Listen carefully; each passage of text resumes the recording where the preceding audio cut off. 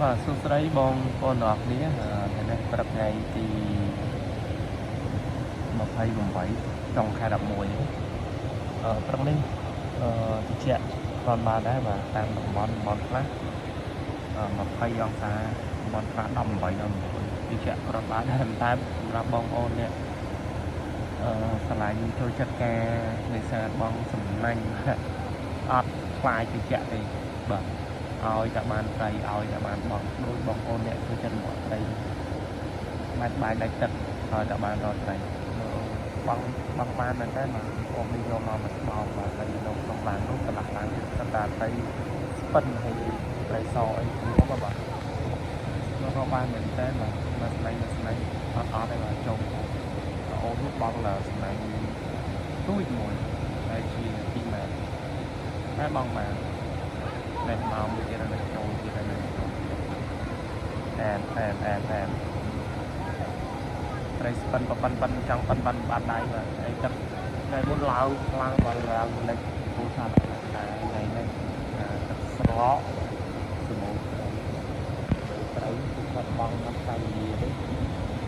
ពេលព្រឹកនៅប៉ុណ្នេះតែបើពេលល្ងាចនៅច្រើនទៅទីបាទម៉ែបាត់បង់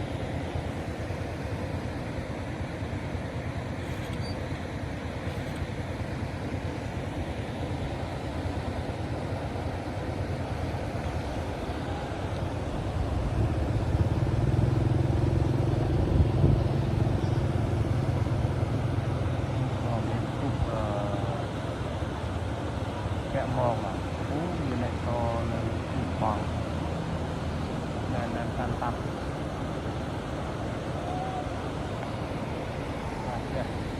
តែលើថ្មហ្នឹងបាទទឹករាក់ត្រីឡើងបាទត្រីឡើងដល់ថ្មកណ្ដាលត្រីនោះស្មាយដល់ច្រើននេះការបងតំណែងវាlàmនឹងភាព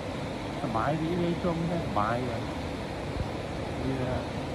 សบายយ៉ាងណាតែខ្លាចចាក់ខ្លាចវាតាមយើងនៅលើកងថាអ្នកនៅក្នុងហ្នឹងអត់ខ្លាចចាក់តែបើគាត់នៅទឹកហ្នឹងមកគាត់អត់មានទេ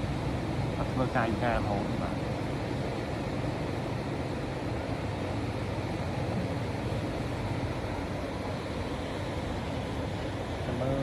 ល្ងាចបាទ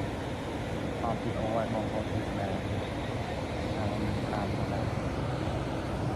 ខាងក្រោមនោះវាច្រើនដែរបាទតែឆ្ងាយមើលអត់ឃើញទឹកស្ពានតែមកអូនទៀត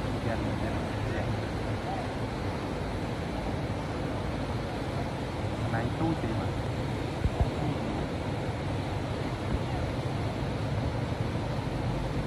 បងតោះនៅបងមកបានចាស់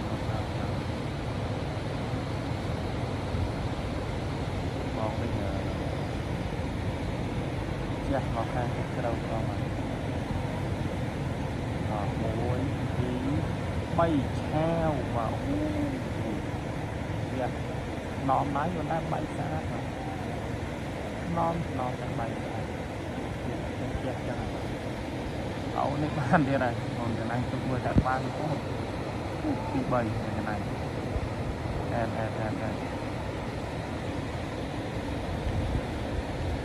កំពង់សัตว์សបាយមិនការបងក្នុងហ្នឹងយើងនេសាទបែបចេះទៅសបាយហើយសល់ត្រីច្រើនទៀតមហោបទៀតបងប្រុសនេះចេះចាក់ច្រត់បានអញ្ចឹងវីដេអូមានតែប៉ុណ្្នឹងទេអរគុណច្រើន